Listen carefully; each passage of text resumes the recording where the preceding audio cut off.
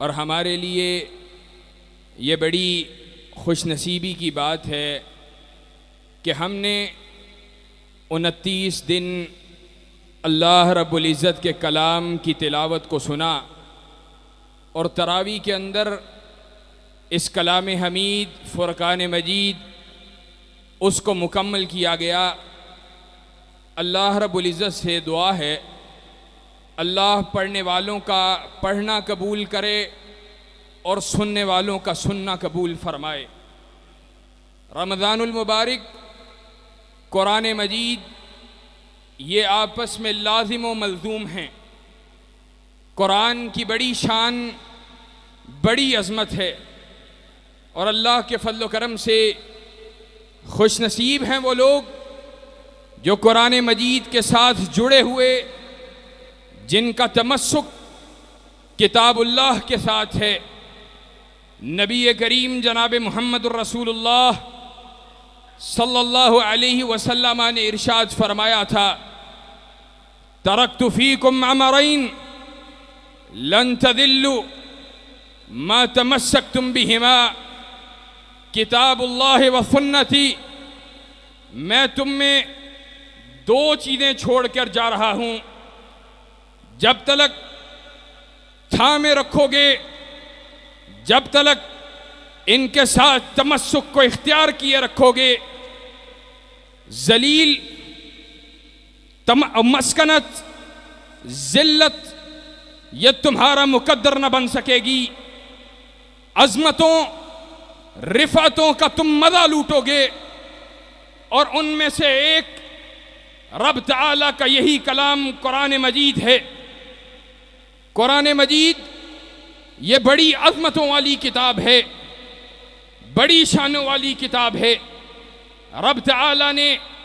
رب تعالیٰ کے نبی جناب محمد الرسول اللہ صلی اللہ علیہ وسلم کے قلب اطہر پر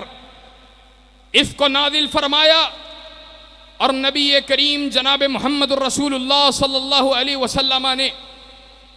اپنی نبوت والی زبان سے اس بات کو ارشاد فرمایا، کہا قرآن مجید کا ماہر،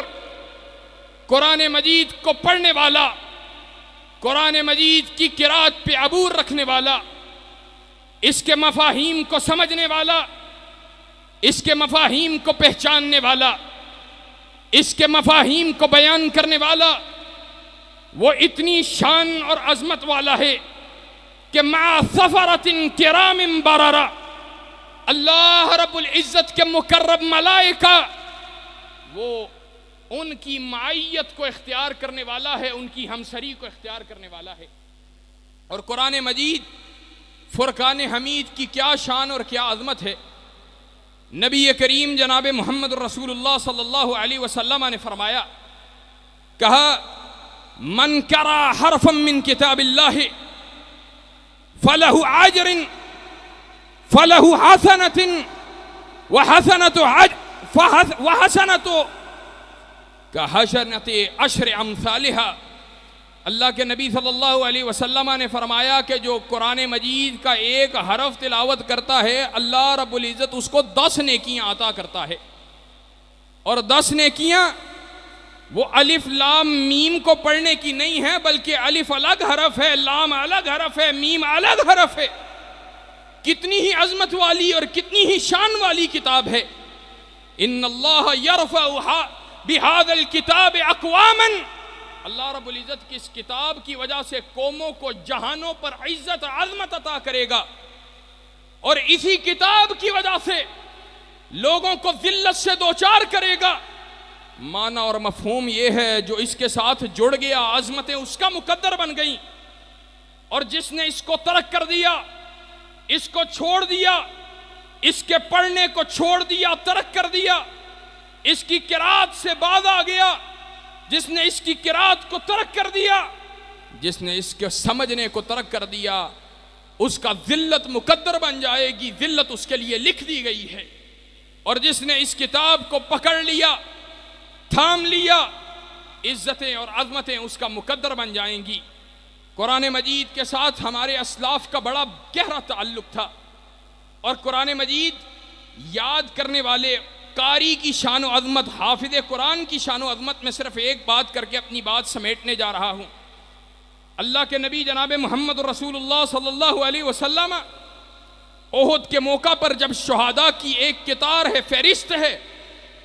شہداء کو دفن کرنے کے لیے کفن بھی پوری طرح سے میسر نہیں ہے،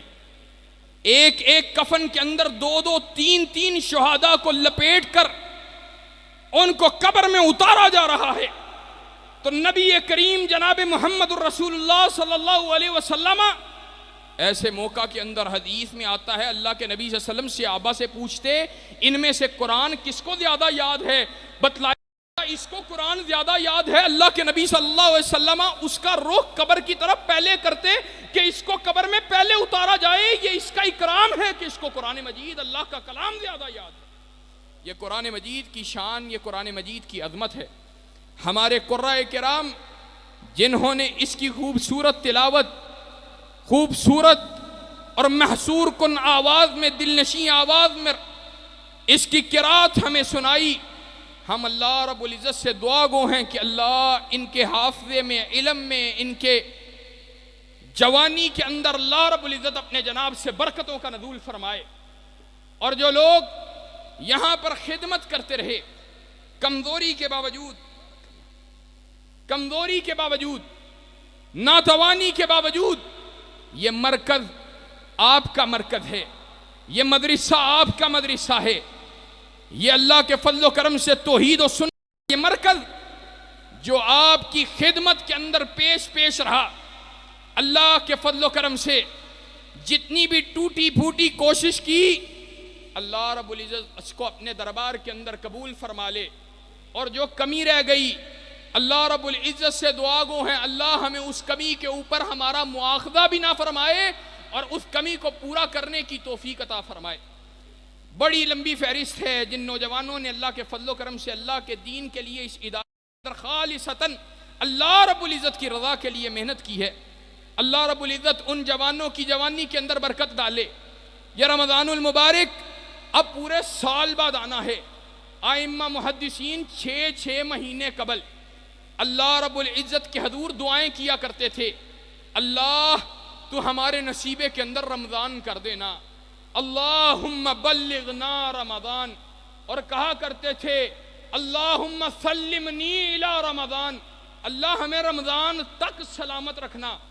اور امام مالک رحمہ اللہ، یہ قرآن کا مہینہ تھا، قرآن کے پڑھنے کا،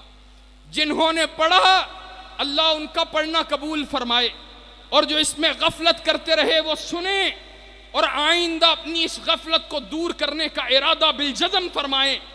امام مالک رحمہ اللہ کے بارے میں آتا ہے، کہا جب رمضان کا مہینہ داخل ہوتا، اذا دخل رمضان یفر من قراءۃ الحدیث ومجالسۃ اہل العلم۔ امام مالک کا طرز عمل یہ تھا کہ جب رمضان المبارک کا مہینہ آتا، امام مالک حدیث کی قرات، حدیث کا پڑھنا پڑھانا بھی چھوڑ دیتے، اور امام مالک اہل علم کی مجلسوں کو بھی ترک کر دیتے، اور کیا کرتے؟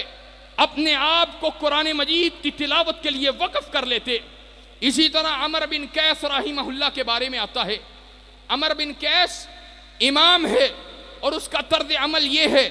اذا دخل شعبان، جب شعبان کا مہینہ داخل ہوتا، کہا اغلق تجارتہ، اپنی تجارت کو بند کر دیتے، شعبان میں اپنی تجارت بند۔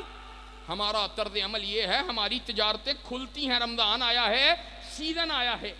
اور وہ تجارت بند کر دیتے، وتفرغ لقراءۃ القرآن، اور اپنے آپ کو قرآن مجید کی تلاوت کے لیے فارغ بنا لیتے، فراغت حاصل کر لیتے، اور کہا کرتے طوبی لمن اصلح نفسہ قبل رمضان، اور اس شخص کے لیے بڑی ہی خوشخبری ہے جو رمضان کے آنے سے پہلے اپنی اصلاح کر لے۔ اللہ تو ہمارے سینوں کو شفا عطا فرما، اللہ تو ہمارے سینوں کو شفا عطا فرما، اللہ تو ہمارے سینوں کو شفا عطا فرما، اللہ ہمیں اپنی اصلاح کرنے کی توفیق عطا فرما، اللہ تو ہمیں اصلاح اپنی کرنے کی توفیق عطا فرما۔ اللہ اس مرکز کو اور اس کی آبادی کو قیامت کی دیواروں تک قائم دائم رکھنا، اللہ اس کو آباد فرما، اللہ اس کو آباد فرما، اللہ توحید و سنت کے اس مرکز کو مینارہ نور بنا، اور ہمیں اس کے لیے خدمت کرنے کی توفیق اخلاص کی بنیاد پر، عمل صالح کی بنیاد پر، اللہ کے فضل و کرم سے اللہ اس کی بنیادیں اخلاص پر انشاءاللہ رکھی گئی ہیں۔ اللہ تو اس کو اصلها ثابت وفرعها فی السماء کی مانند کر دے۔ اللہ اس کو اخلاص تقوی للہیت کی بنیاد پر کھڑا اور قائم دائم رکھنا۔